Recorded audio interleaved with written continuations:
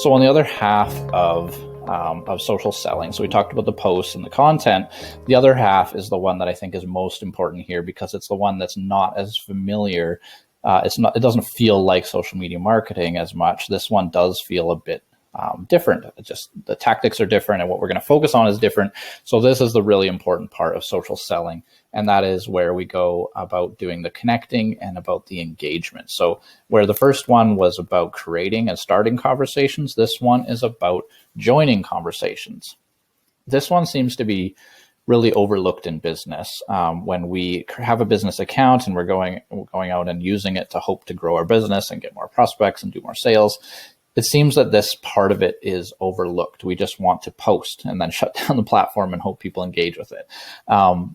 But when we're using social media personally, if you're going on Facebook personally and you have a bunch of friends and family there, usually we're actually engaging a lot more than we're posting. Someone posts something and we like it and we leave a comment there, and we spend actually a much larger portion of our time engaging with others and only a small portion actually publishing our own content usually. But that, for some reason, that mix gets flipped when we think about a business account, and it shouldn't. That's what we're here to talk about, is don't flip that. Actually do a lot more of the connection and engagement than you do of the content creation and curation, that posting. So again, this is about joining conversations versus starting conversations. Hopefully that helps sort of make it obvious how they're different. And then it has the same intent to create visibility, because by engaging with others, following them, liking their content, commenting on their content, it's going to make you visible to them and to other people who follow them. And it's also going to be a way that you can work on your reputation. You can share something that bounces off of what they've already shared, that furthers the conversation, continues the dialogue, shows your expertise, shows that you have a thoughtful response to what they're saying. You can really build your reputation through doing this. You can also establish your credibility by just saying, yeah, absolutely, I totally agree with what you have said. And further to that, and bring up your own point or add another side to the perspective. So establishing credibility is another thing that can be done really effectively by going out and joining other conversations, by connecting with their content, by engaging with them. So another way that we're doing that. And then the same rule on how to actually make this work is remembering that you have to be consistent. So not just logging into Instagram and liking 2 different posts and commenting on one and then leaving it for a week, but to actually be there and visible over and over and over.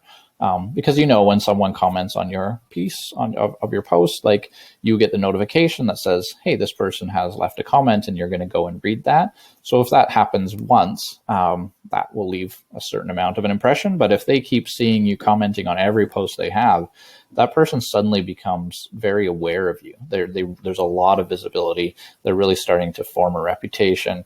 You're starting to establish credibility. So just a lot of consistency rather than the one and done. Let's hope it sticks and they know of me and they think something of me, but consistently over and over and over. Let's keep engaging, keep connecting.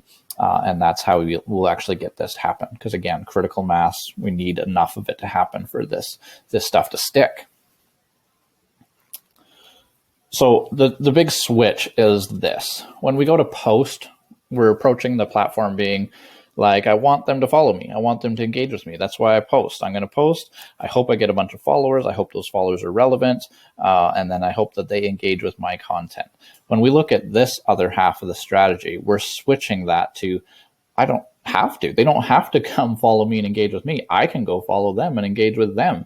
And it's just as valuable as a relationship. So we don't have to just create content and hope and sit there frustrated that no one's followed us and we don't have meaningful people there. Let's flip it and go out and follow them. Let's go engage with them. And so that's what this strategy is about, is understanding that that's possible and that it's just as effective, if not more effective, because you're not like the broadcaster just putting stuff out there and allowing people to come to you. And that feels very hierarchical, like you're very above them. I'm the publisher, you're the consumer of the content.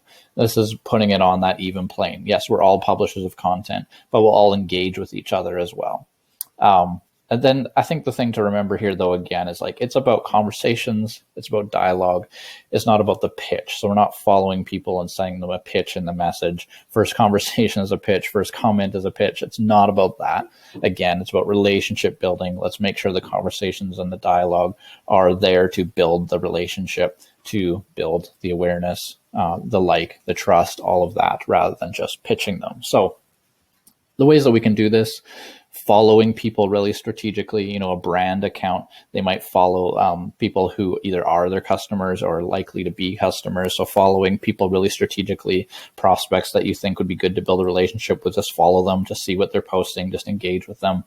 So on top of following, engaging with their posts, making sure that you're not just liking them, because that's pretty passive and they might notice that you like a lot of their posts, but actually leaving a thoughtful comment, and you can jump in that conversation with them, continuing the dialogue. So you'll just become very visible to them if that's what you're doing, following people strategically and engaging in their posts.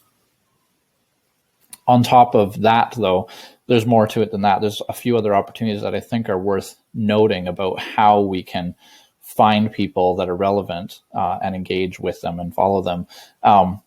We want to look at that targeted engagement, right? It's not just engaging across any account that's of our interest, but getting really targeted. So where are your prospects? Where are the people who are relevant to you? So not just finding them, their accounts, because that's useful. And what we mentioned on the last slide is go find them and follow them and engage with them, but also where are they spending their time? And so if we can figure that out, where are the spots where they're going to be involved, let's go there and spend time with them. Kind of like, walking into the same room, going to the same bar. We want to be where they are. So a few ways that we can do that are, one is to be active in relevant groups. So groups on Facebook, especially, really helpful. This is a group here in Lethbridge that I'd actually started a number of years ago, just called Small Business Success Lethbridge. It's a private group. It's only available to people who are either business owners or business marketers or managers or some kind of role like that. So highly filtered and curated. But it's a great group that someone else who sells to people who are entrepreneurs, business owners, business managers, they should be in this group and just participating in the conversations, not pitching themselves, but just being visible. So just be active in relevant groups. What are the groups that your prospects would probably join and be active in? Go there and just spend time in the same space. Just get involved. So again, it's not just about posting into these groups, hey, here's who I am, this is what I do, and this is why you should work with me. Not at all that. There's not just the posting, but again, engaging with the other posts, answering the questions that people have, sharing your thoughts on their posts. Just get into those groups because you're going to see a lot of people who are relevant. If you've found the right group, a lot of people relevant concentrated in one place. Just be active there.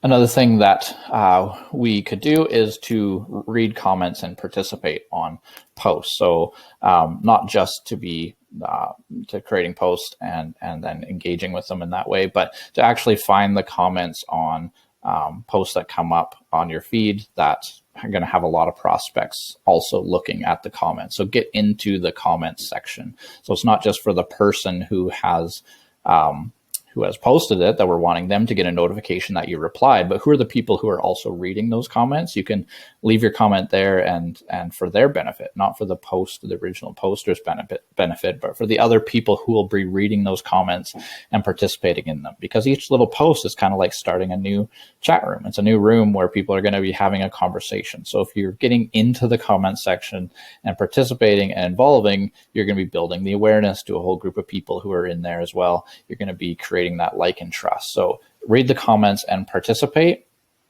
And then the other thing to do is to engage with relevant brand accounts. So this is finding accounts where your prospects might also follow them and also be interested in their posts. Again, this is not because the brand account is relevant to us. We're not trying to get QuickBooks to become a client. That's not the prospect, but we know that our prospects might follow QuickBooks because they're relevant. You know, if we're providing a service to business, QuickBooks provides a service to business. It's an entirely different service, but the overlap between their clients and our clients might be very large.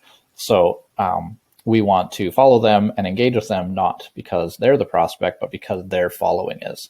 So we want to follow these and we want to get into the comments. And so here we can leave a comment, we can respond and be involved and just become, just raise awareness, just people understanding who we are and becoming familiar with us. And hopefully we're building that reputation with them and building that credibility. So again, the count isn't the prospect, but their followers might be. So those are some places where your ideal prospects might be, and that you can go and do some social selling by just engaging, building relationships, becoming familiar. And one day that private message comes in where they say, you know, I've been really noticing a lot of what you say and what you post and enjoying your engagement. Why don't we have a coffee? Why don't we sit down? Let's talk.